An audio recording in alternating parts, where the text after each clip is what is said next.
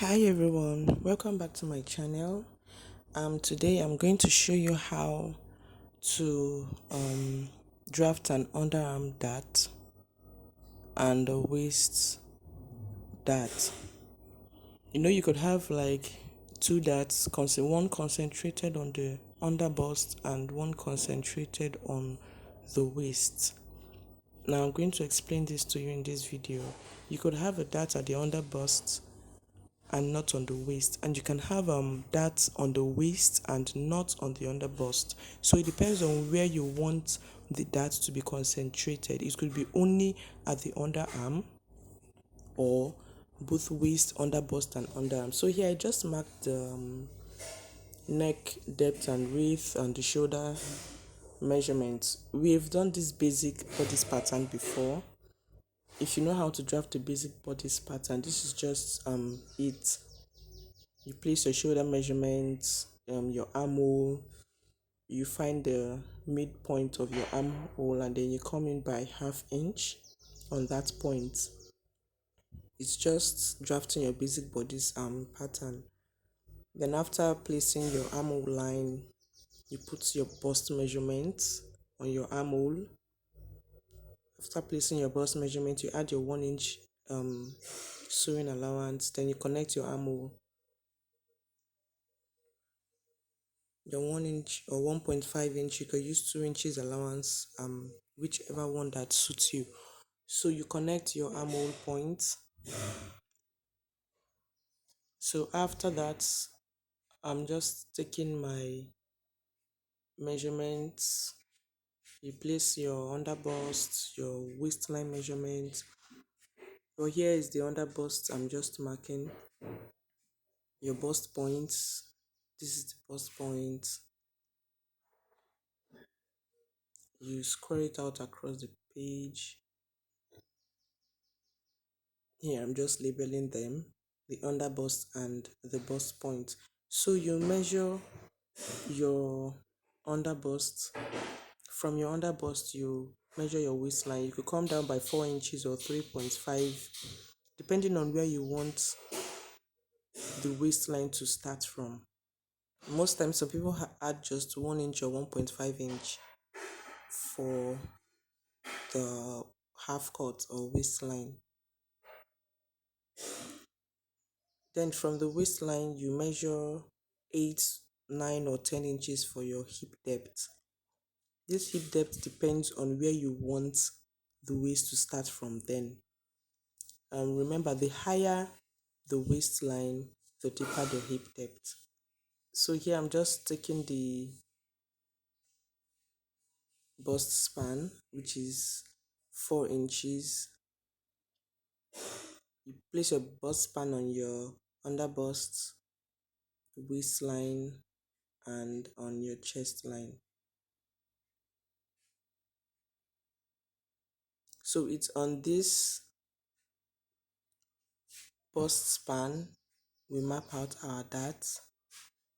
On the bust span, on the under bust, you take out 1 inch on both sides and then you connect it down to the waist and up to the bust point. But you don't connect it directly to the bust point. You come down by 1 inch that bust area so it doesn't get too pointy. Now here we can see that that is concentrated on the under bust alone, on the under bust. You can further extend the line all the way down, whichever one that suits you. Now, that we did at first was concentrated at the under bust. Now, this that is concentrated on the waist. The same way you did for the under bust, you do for the waist. Do we get that? Now, this that is concentrated on the waist. So on the bust span line on the waist, you take out the dart you want. It could be 1 inch, 2 inches, or 1.5. Then you connect it up to the bust point and down to wherever you want it to stop. So that's just the difference. And we can see this is concentrated on the waist. It's fuller on the waist, while the other one was concentrated at the under bust area.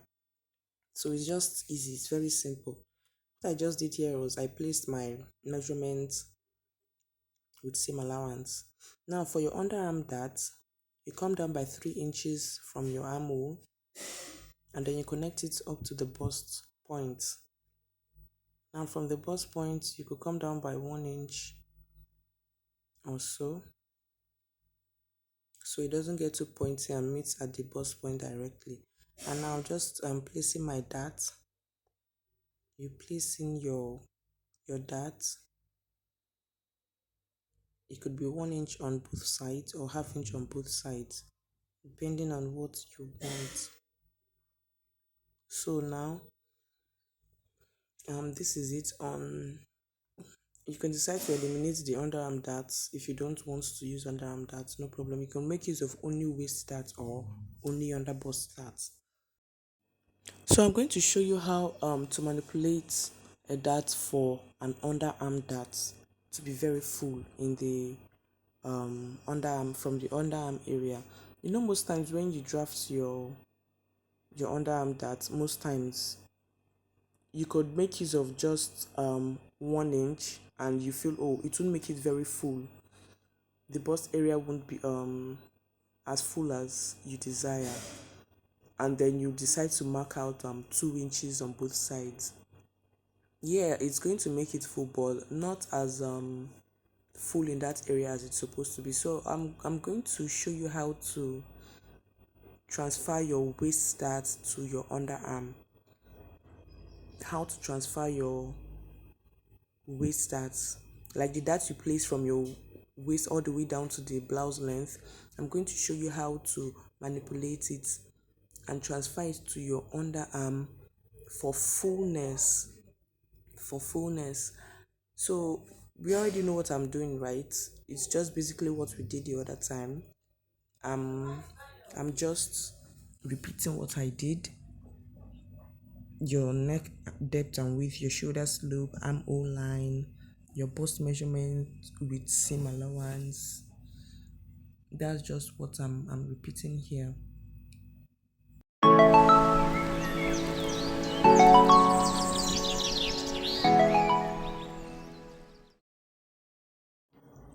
So now you just go ahead and place your darts on the blouse length and then connect it all the way up to the bust point. And now remember, you always come down by 1 inch or half an inch from the bust point, so it doesn't meet directly at that point. So yeah, I marked out 2 inch on both sides for the dart. You mark 2 inch, you could use 1.5, but mostly I use from 1.5 to 2 inches. I have never used 1 inch for this, so to give that fullness at that area. So after marking out the 2 inches on both sides, you connect it up to the mark you've placed for your bust point. And now you're going to transfer this dart to the underarm. So after placing your side seam measurement with seam allowance, you go in. So what I marked here was just I came down by 1 inch so that the dart doesn't get too pointy, and that's bust point edge. So you just close in the dart. I closed the dart in.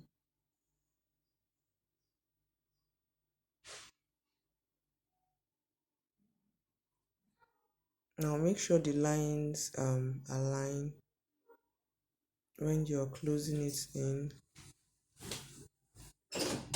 Now you can see how puffy that bust point area is. Now that's the fullness I'm talking about that we need.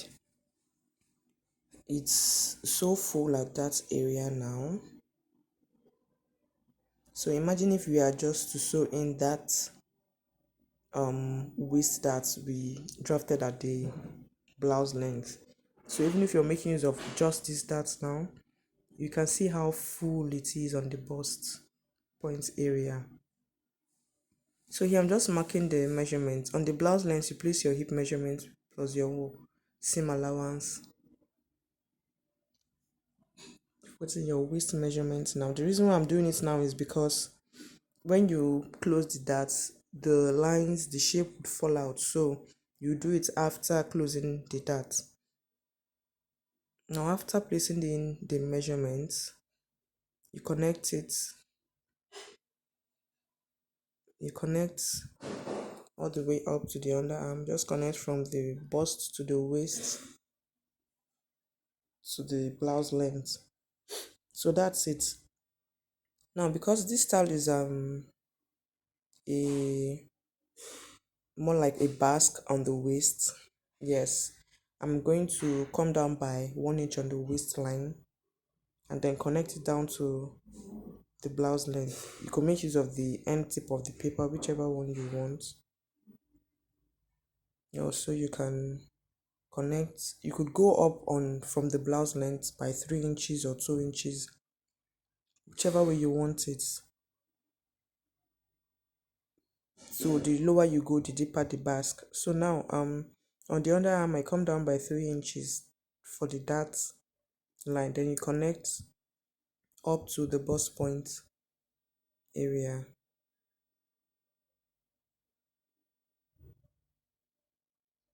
Now here's how I'm going to transfer the dart to that bust point area.